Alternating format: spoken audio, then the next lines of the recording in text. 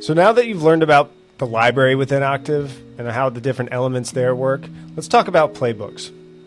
Playbooks are where your strategy starts to take shape within Octave. They pull together the key definitions and inputs that you've built into the library and attach a strategic narrative to them. Think of them as your strategic testing ground, where each playbook is going to represent a theme or an angle of attack that you want to test in the market. Playbooks give you a structured way to package that strategy and run it in the real world. The goal isn't to capture every single possible angle, it's to focus on one or two at a time, learn quickly, and then refine. Over time, the goal is to have your playbooks become a living record of what works and how your story evolves. So in short, the library can be thought of as kind of the raw material, and the playbooks are the lab where that material starts to take shape.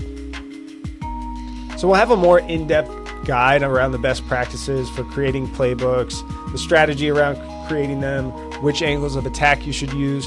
But for now, let's just quickly walk through one so you can see how they're generated and what the output looks like. So we'll go ahead and create a playbook. First, we'll want to link it to the offering. In this case, we're using HubSpot as an example just because it's a well-known company. You can choose the angle of attack, which is the wedge with which you want to message around when developing this playbook. In this case, let's just choose sector. You can think of the focal point as kind of the title for the playbook. So if we've chosen a sector-based playbook, the focal point is what is that sector? Let's just go with the first one here.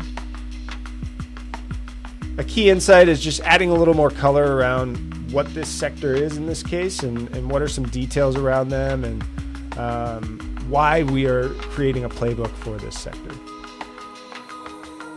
You want to add any personas that are relevant, as many that are relevant to this angle of attack that you're taking with the playbook. We only recommend choosing 1 to 3 use cases, ideally 1 to 2 use cases per playbook. Adding too many use cases can start to muddy the messaging, and we want to be targeted with what use case and what we're messaging about for each playbook. So in this case, we'll just accept these two that it's given us. You can choose to link a segment that you've built in your library, specific reference customers. In this case, for a sector-based playbook, you might want to link reference customers that apply to this sector. You can also link proof points as well. And if you don't have any in your library, this can be a good place to go and create them right from this playbook builder. But for now, let's just hit generate so you can see what the output looks like.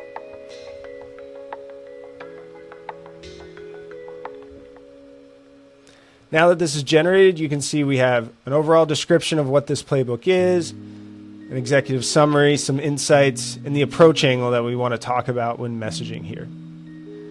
You can also see that there are unique value props that have been generated for each of the personas that we've linked into this playbook. You can toggle them on or off or add your own as you go ahead. And finally, you can create qualification questions that you can use within our qualification agents to decide if a contact is qualified to be messaged with against this playbook. We'll take a look here, but we'll generate some good fit questions and some bad fit questions that will see whether someone should apply to this playbook. And finally, you can take a look at the different linked elements that you've loaded into this playbook and link new ones. In this case, if you had a persona that you wanted to add to this playbook, you could add it here. That's all for now. There will be more in-depth guides around playbooks, but hopefully this is a good overview of what playbooks are, how they're used, and what the outputs look like. Thanks.